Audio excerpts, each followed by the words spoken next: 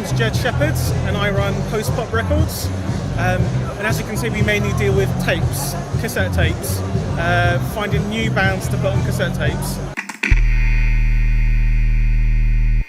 Independent record labels, and this market specifically, is where people find new bands. You don't find new bands really on the big labels. You find them on the independent record labels, who are there at the gigs, who are there scouting out music blogs to find these small bands, who eventually get taken by the major labels, but it's the independent labels where you find the new bands first.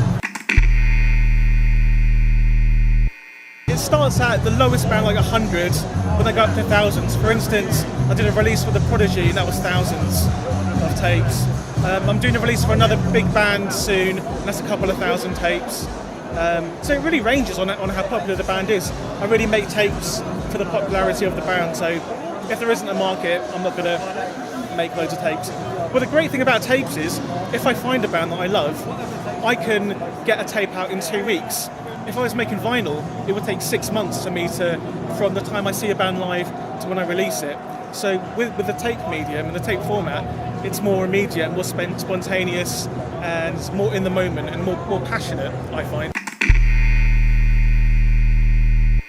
50% of people buy tapes to listen, 50% just to support the band and to have something you can hold in your hand. That's the main thing, having a connection with the band, having a tape. While you listen to the music, having a tape in your hand is something tangible that makes you kind of feel part, an interaction with the band and the music, which you don't get with digital. And people have a common misconception with tapes, is that it sounds awful. If you listen to any one of my tapes, it will sound as good as vinyl. And I'm not just saying it, as good as vinyl. The tone, the warm tone, and people want analog nowadays, so that's what I give them. And you don't want to spend £30 on a vinyl that you might not like. You can take a chance with a £5 tape. So if you're going to a gig and you want to support the band, I guess you could do it digitally, but if you want to be there in the moment, you buy a tape from the merch stand. I do appreciate people do want to stream, because it's easy, and I'd rather people listen to something than not listen to something. If I was an artist, this is going to be really controversial now, I wouldn't care if people stole my music. People are welcome to steal all the music they want from Post Pop, steal it, I don't care, as long as you listen to the music, that's the main thing. Well, the main point of a record label, I guess, nowadays, because artists can release stuff themselves very, very easily, and most do. Labels are there as more of a kind of a marketing thing, the brand association you have with signing to a label. So kind of signing to a label gives you kind of kudos, gives you a bigger reach, and that's it really. If I was an artist, if I was releasing music myself, I would just do it myself, make my own record label, release stuff.